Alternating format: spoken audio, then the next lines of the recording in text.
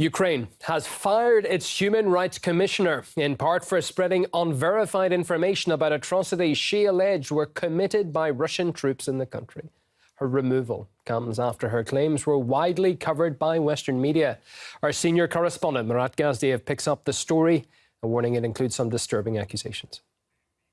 Day and night, weeks on end, month after month, the world over was barraged with stories, horrific stories of rape and unspeakable acts committed, allegedly, by Russian forces in Ukraine.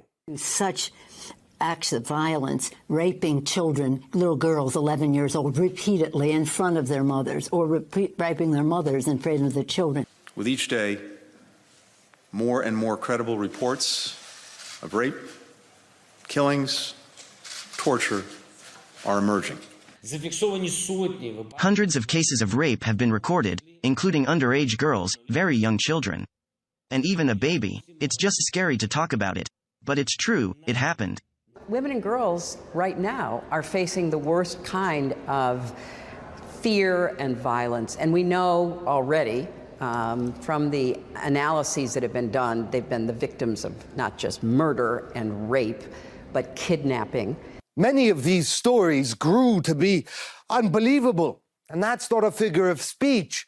People, including Ukrainian officials and the government, stopped taking them seriously. They became an embarrassment. So ludicrous were some of them. Ergo, the woman behind these stories, Lyudmila Denisova, who was, ironically, Ukraine's human rights commissioner, was fired a year before her term was officially up.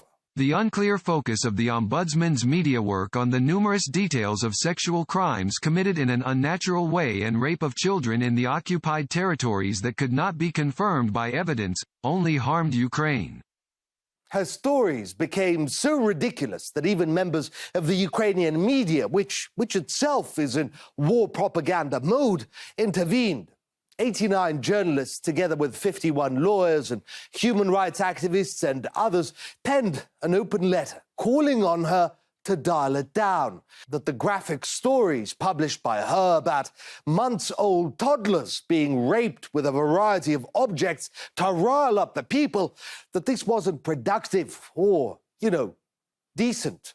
Sexual crimes during the war are a tragedy of families, a difficult and traumatic topic, not a topic for publications in the spirit of the scandalous chronicle. We are forced to trust the official information that comes from officials, in a state of martial law a priori. We do not have the opportunity to verify it from other sources. In this way, we are spreading messages from the Commissioner for Human Rights, in fact, taking them on faith.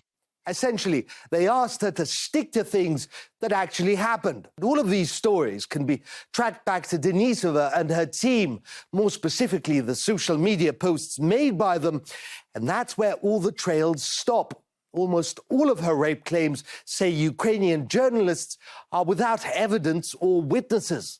Despite her own less than honest approach, Denisova has been a vocal proponent for an international criminal tribunal to apparently bring Russian troops to justice for things that she had lied about.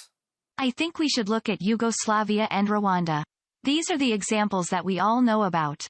There is the UN International Court of Justice and the International Criminal Court. We need to push for the creation of a special tribunal. Naturally, Denisova has been blind to verified reports and footage of Ukrainian troops murdering, torturing and mutilating Russian prisoners of war, and even Ukrainian civilians deemed to be pro-Russian. They don't get the human rights, apparently. But it is telling, isn't it, when your own politicians who are bent themselves on making the Russians seem as terrible as possible, that they fire you for being simply too outrageous.